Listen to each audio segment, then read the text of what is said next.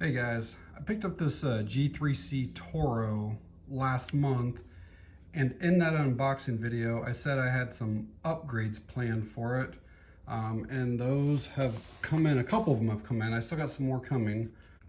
So this will just be a real quick video showing what couple upgrades I got and then kind of why I got them. Get that off. This is still brand new, unfired. But the two things I'm going to be replacing are the Recoil Spring and guide rod. It comes with a plastic one, replacing that with a Lakeline metal one.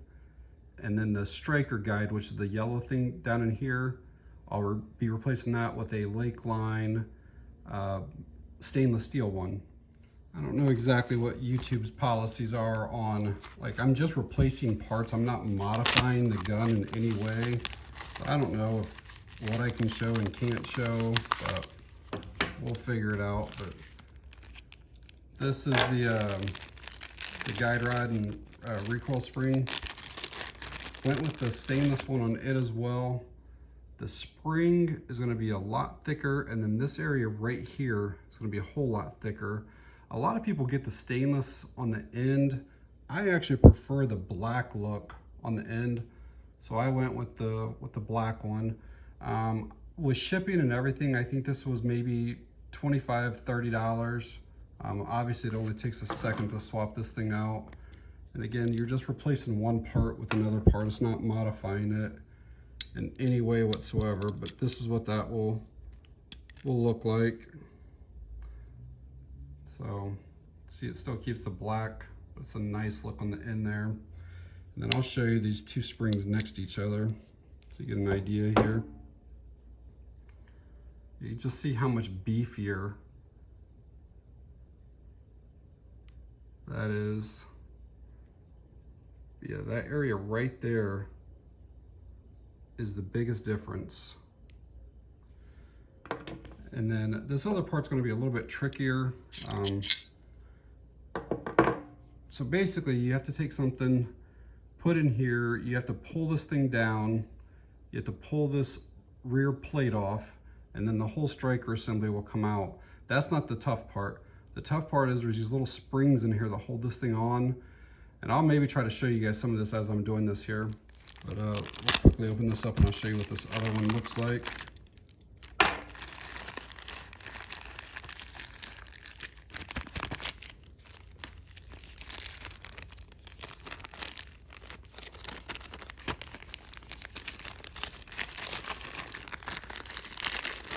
Not going to look like much in here, but this is what we are going to be replacing.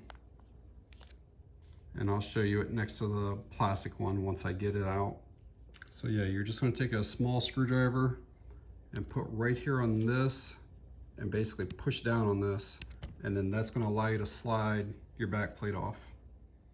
And then with that plate off, the whole striker assembly just slides out of there. So if you ever do need to clean it, that's how you do it. And you can see this is brand new. I've not shot this, not once. Some of that's oil, some of that's carbon, but that is nasty, and that's what we're going to be replacing.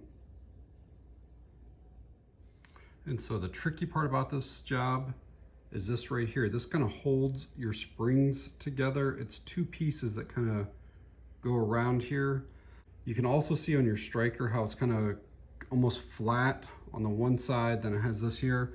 So there is a right and a wrong way to put this back in. So you're going to want to make sure that flat part, come on. Either way, the flat part will go back in to the right. So I got those two little pieces off, and then the spring just basically will slide off of here. I'll put everything right here so I don't lose it. There's another spring here, but it actually stays on. See that spring right there? That one will stay on there. And then I'll show you what these two things look like next to each other now.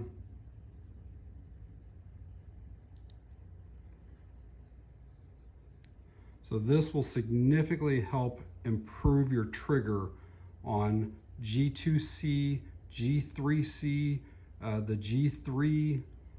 If you have a little bit of a gritty trigger, or if it feels almost like there's a little bit of a catch at any point throughout your pull, this is a easy thing to replace. I think I paid like $15 total with shipping and everything for this, and it is all stainless. So this is the hardest part about the entire install, is I have to basically get the spring down below this here and then be able to push those little plastic clip things back in to hold everything together.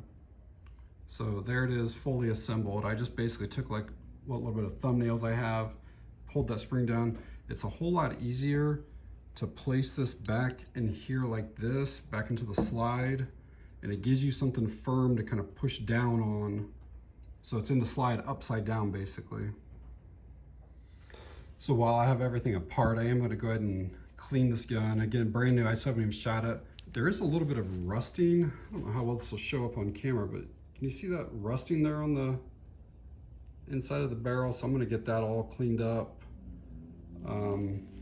And then I'm not sure exactly what these white marks are for, but I'm going to remove those and then get a little bit of oil down in there and some oil on the barrel and the hood of the barrel and stuff.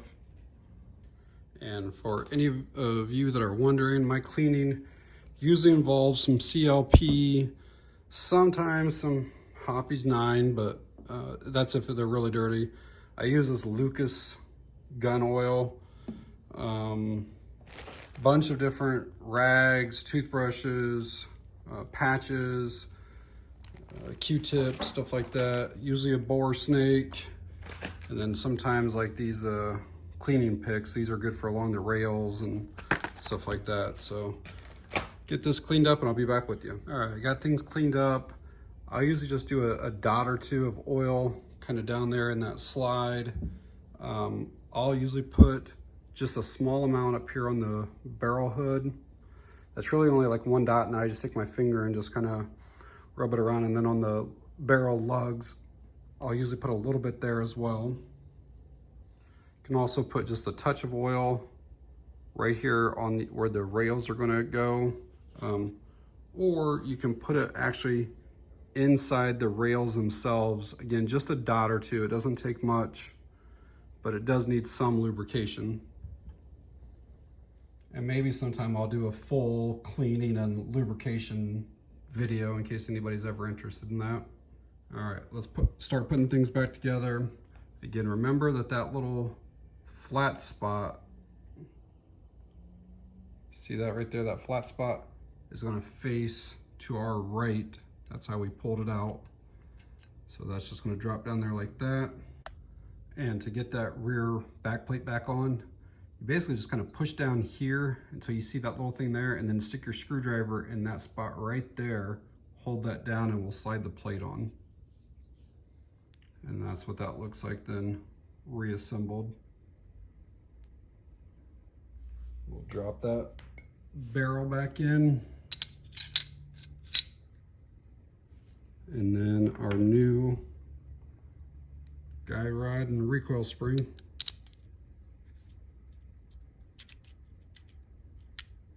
There's two spots here.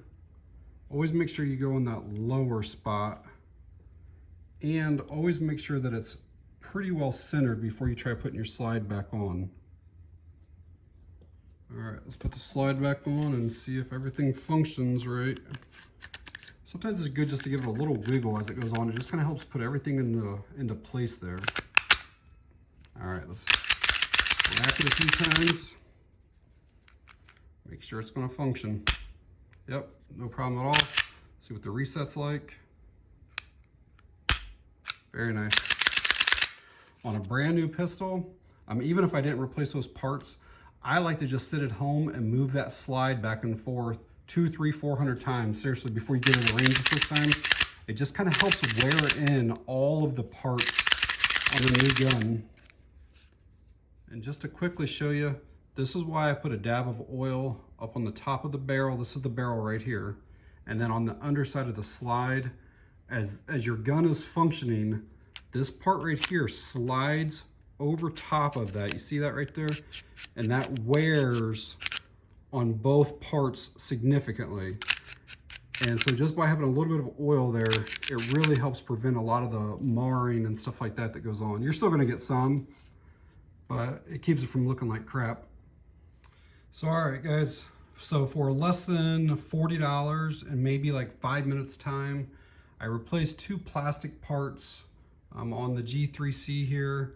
I didn't mention it earlier, but replacing the spring and guide rod, it basically really helps reduce your recoil. So if you have a lot of like muzzle rise or muzzle flip, that significantly will help. I don't know exactly what the spring tension, I think it's 16 pounds, but I could be wrong on that. But either way, it's a plastic guide rod, and now it has a stainless one in it. And again, I haven't shot the gun, but I can tell you that that will help reduce muzzle rise. And without a doubt, if you have a slightly gritty trigger, which the G2C did have that, my other one, replacing this, and again, this is like a $10 or $15 piece, and it only takes a few minutes to swap that out. That will make your trigger so much smoother on these Taurus pistols. So if you have any questions or anything, just leave it down in the comments section. If you found this video helpful in any way whatsoever, please give me a thumbs up. And yeah, that's going to be it on this one, guys. Thanks for watching. I appreciate it.